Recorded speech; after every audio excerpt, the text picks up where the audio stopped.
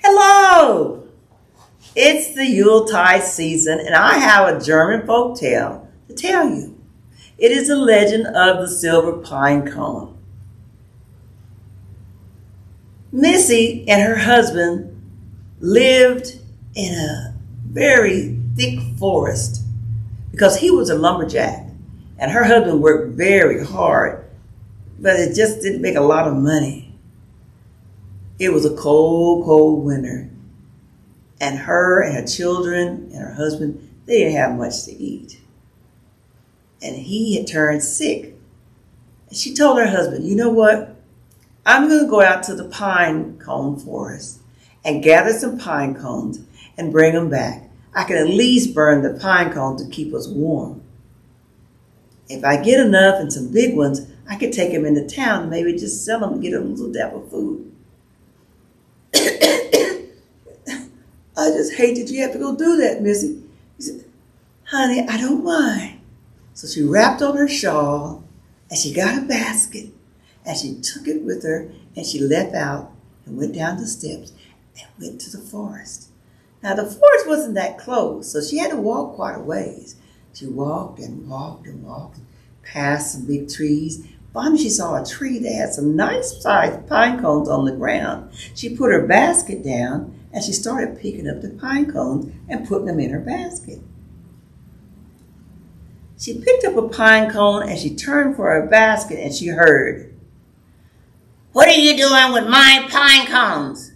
She turned, and there was a little short man with a long, long beard and a funny little hat and funny little ears, and he said, "Buy my beard and buy my boots. What are you doing milling my pine cones?" She told him, "My husband is sick, my kids are cold, and I thought I'd just come get some pine cones so I could take them home and warm our house." Buy my beard and buy my boots. Put my pine cones back. She said, okay. I'll put them back.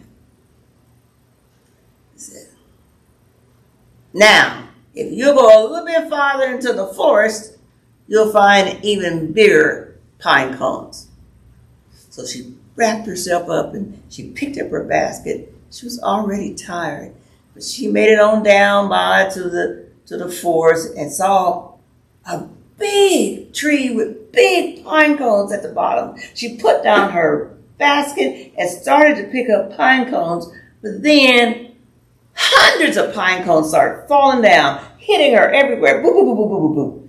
She got scared. She got some pine cones as fast as she could, then she put them in her basket, she closed up her basket, and she started going home as fast as her little legs would take her. And she walked and she walked and she walked and she walked and she walked and she got all the way to her house. But for some reason, she was really tired.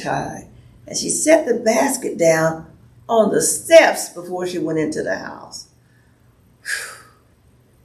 The kids heard her sit down outside and drop her basket, and they come running to the door. Mom, did you get some pine cones? She said, yes, I got some big ones. They're in the basket. When the kids opened the basket, the pine cones that she had picked up had turned to silver. Look, Mom, these are big old silver pine cones, and they're really heavy. I bet you could get money for these. Well, their mom got up and took the pine cones into the house with the basket, and she said, honey, look at this. There's some kind of magic that happened to me and my pine cones when I was in the forest. Her husband told her,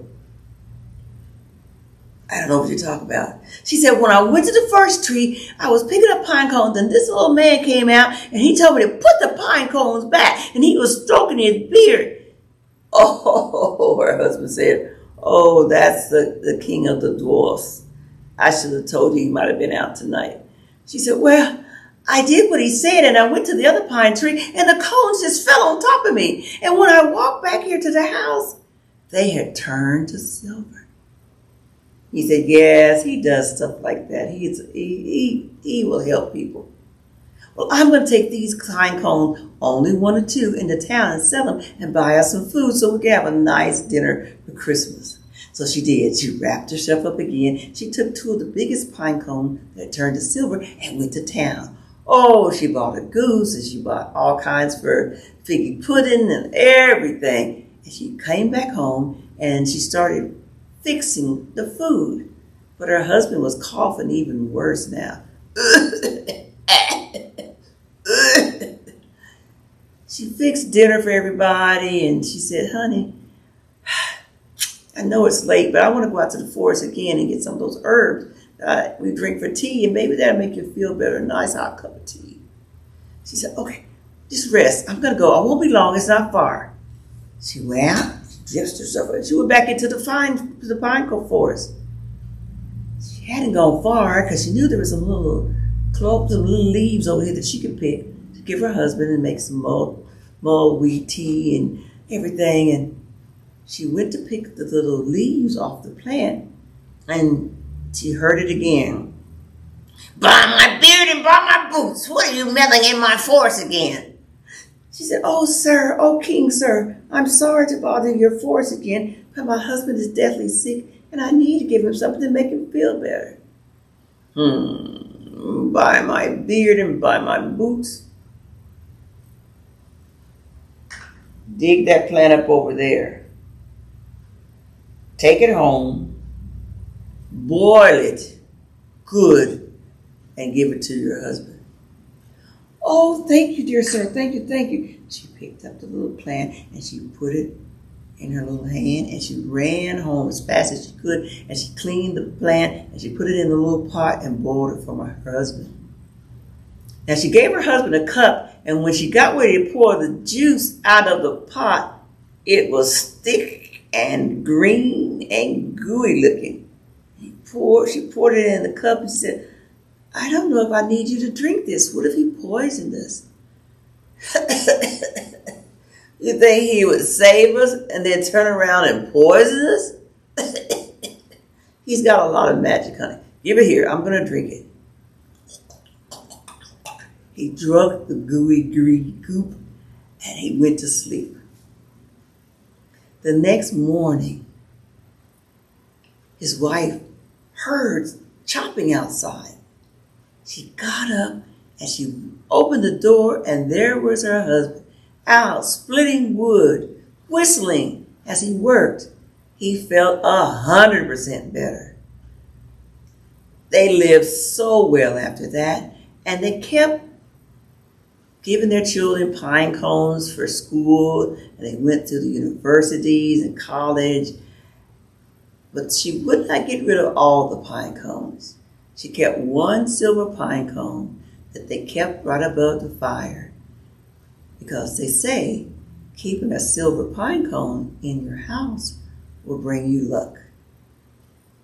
And that is the legend of the silver pine cone, with bits and pieces from other tellers. Thank you so much for listening.